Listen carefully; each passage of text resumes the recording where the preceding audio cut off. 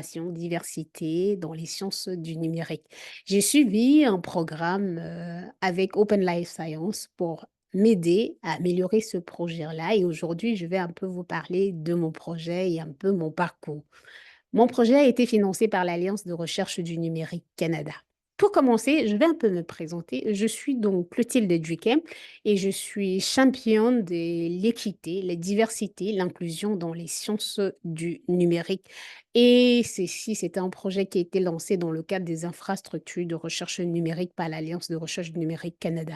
Je suis postdoctorante à l'Université du Manitoba où je travaille sur les modèles mathématiques de propagation des maladies dans les espèces de poissons qui se trouvent dans le fleuve Mackenzie.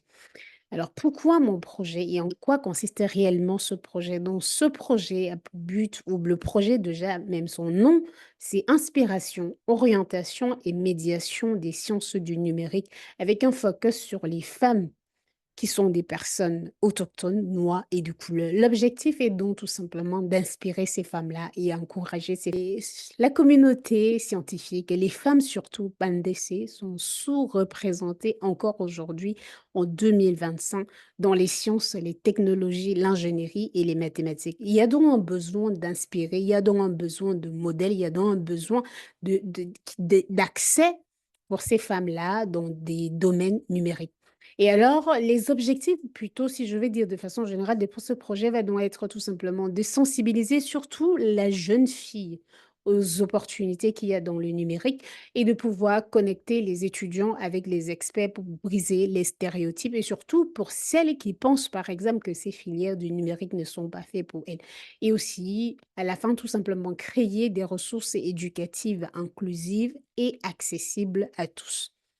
Quelles sont les activités et quel est l'impact qu'on va avoir avec ce projet? Commençons par les activités.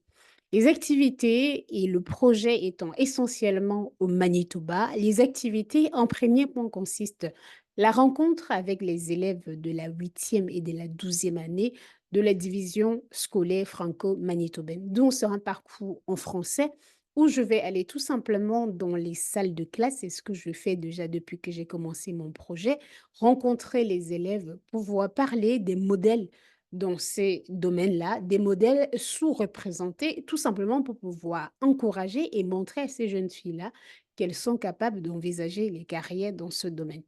Le deuxième point, c'est une table ronde que nous avons déjà organisée à l'Université de Saint-Boniface qui a réuni plus de 5 experts dans le domaine et qui ont des domaines variés, mais surtout une experte, par exemple, dans les diversités et les sciences sociales, mais aussi des experts justement de ces domaines des sciences du numérique pour pouvoir donc inspirer ces jeunes filles à s'orienter. Alors, le but justement, c'est d'arriver à avoir ces discussions interactives lorsqu'on a lors de ces rencontres et lors de ces tables rondes. L'activité en dernier point, c'est tout simplement créer des vidéos que je fais déjà à travers la chaîne YouTube True Academy depuis des années et donc continuer tout simplement à créer des vidéos, cette fois pas seulement pour inspirer, mais aussi pour aider et coacher, que ce soit des enseignants et des personnes qui envisagent de faire ce genre de travail-là pour pouvoir motiver d'autres jeunes filles.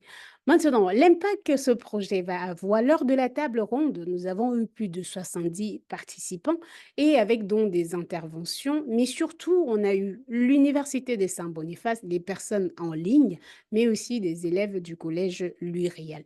Qu'est-ce que ceci a eu lors d'eux? L'éveil et l'intérêt pour ces jeunes femmes-là vers les carrières du numérique et aussi avec les experts qui ont tout simplement répondu à des questions que ces jeunes femmes avaient.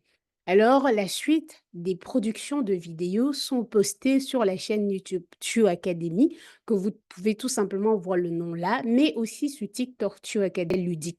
Donc, le parcours LS m'a tout simplement aidé à structurer mon projet avec l'outil, par exemple, Open Canva, une feuille de route pour mon projet et tout simplement affiner celle que j'avais déjà, des retours constructifs lors des appels de corotte qui m'ont aidé à améliorer mon projet, l'utilisation des principes de sciences ouvertes que je connaissais déjà, mais pas beaucoup, mais surtout d'utiliser par exemple GitHub pour la vitrine de son travail, mais aussi OLS justement m'a mis un mentor à ma disposition pour m'accompagner dans mon projet.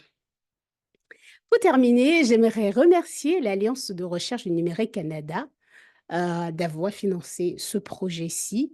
J'aimerais dire merci à mon mentor Lessa Fabrice d'avoir pris son temps pour, nous accorder, moi et les membres de mon groupe Simplice et Fabrice, dans l'accompagnement ou dans tout simplement le mentoring pour ce projet. J'aimerais surtout dire merci général à Open Life Science d'avoir pris ou d'avoir donné l'opportunité de suivre